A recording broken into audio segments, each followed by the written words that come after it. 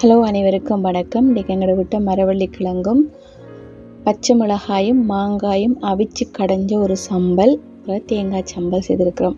இந்த சாப்பாடை சாப்பிடும்போது இன்றைக்கி ஒரு ஞாபகம் வந்தது. என்னென்னு சொன்னால், 90ஆம் ஆண்டு யுத்த காலத்தில் மட்டக்களப்பு அம்பாறை மாவட்டத்தில் யுத்தத்தால் நிறைய பேர் இடம்பெயர்ந்து நாங்கள் இருக்கிற காலத்தில் எங்களுக்கு ஒரு தோட்டம் இருந்தது. அதில் நிறைய மரவள்ளி தான் போட்டிருந்தோம். நாங்கள் இந்த மரவள்ளி கிழங்கும் பச்சை மிளகாயும் மாங்காயும் கடைஞ்ச சம்பல் தான் எங்களுக்கு 3 நேரமும் பசி ஆற்றக்கூடிய ஒரு உணவாக இருந்தது.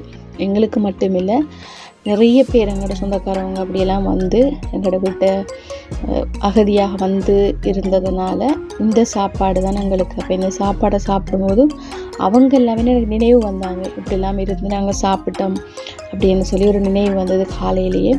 எனவே அதை ஞாபகப்படுத்துகிறது தான் இந்த வீடியோவாக நான் உங்களுக்கு செய்திருக்கிறேன்.